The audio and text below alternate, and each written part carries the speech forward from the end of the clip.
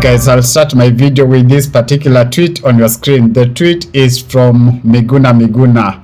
The tweet reads, anything Kindiki does or has done, documents signed, meetings chaired, and payment received by him are illegal.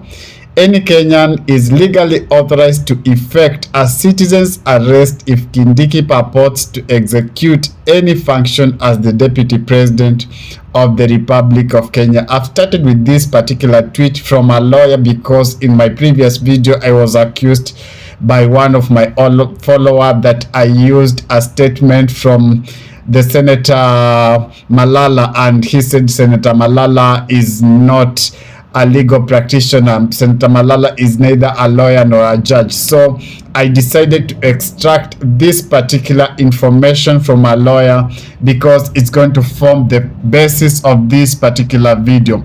Another tweet reads, what should Kenyans do to Deputy Chief Justice Philomena Mwilu for intentionally usurping constitutional powers and duties which are served for the Chief Justice of Kenya and President of the Republic, President of the Supreme Court, sorry for that. What should Kenyans do to Mwilu if she usurped the constitutional powers reserved for the Chief Justice because she negligently interpreted the Constitution or was acting on behest of William Samoei Ruto? Those are tweets from Mr. Miguna. The final tweets read, how are Kenyans supposed to have confidence in the integrity and judicial knowledge of a Deputy Chief Justice whose decision gets reversed or nullified by a lower court because it was flagrantly unconstitutional? In functioning democratic society, Philomena Mwilu and those who pursued those who misused her would have resigned. Those are tweets from Miguna, and that forms the basis of this video this afternoon. So stay tuned. Alright guys, the two gentlemen that you are seeing on your screen, one on my left and the other on the right, are all claiming to be the Deputy President of the Republic of Kenya. One is claiming so because of the Constitution. He is saying that he is constitutionally in the office, while the other was made the Deputy President of the Republic of Kenya through the Parliament. The Parliament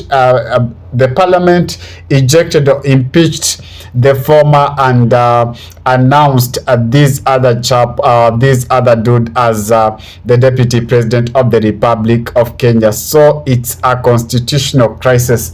There is a push and pull among the lawyers. You've seen what Miguna has just said. Miguna has said that the guy on the right of your screen, that is Kindiki, whatever he does is null and void and is illegal. In fact, Miguna has used a strong word. He said that citizen or one can effect the citizen arrest and demand to eject Kindiki from the office.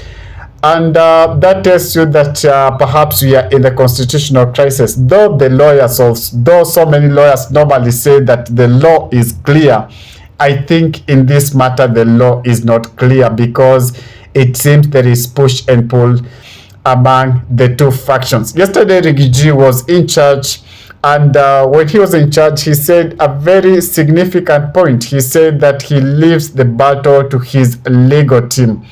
But his foot soldiers did not spare the other deputy president, or the current deputy president, so to speak. They said he is illegal in the office and they demanded him to vacate that particular office. Remember, Professor Abraham Kindiki is a legal professor. He is a professor of law, so he knows very well what he's doing. He understands the law properly, and perhaps if he has any doubt in that particular ruling, I believe by now perhaps he would have said that he's stepping down as the deputy president, but he is firmly sitting in that particular seat. And Kimani Ichung'wah made a statement yesterday in defense of the current deputy president. He said that Kenya has one deputy president, and that is a good professor, Kithure Kindiki. He said that anyone who is trying to think otherwise, they are daydreaming, because Kindiki is here to stay. Even as the battle of push and pull moves ahead, because they are heading to the parliament, they are heading to the court again, once again, to seek interpretation of that particular ruling. Focus now goes back to Philomena Mwilu, because constitutional, we normally say that judiciary is the last hope. It's always the last hope, of the last stage for justice. And if the mistake was done in the judiciary, so we are asking ourselves, should Philomena Mwilu also step aside so that her conduct would be investigated? Because it seems the ruling she made, and the legal team of Rigiji tried to argue their case, tried to convince the court that the panel that was brought forward, or the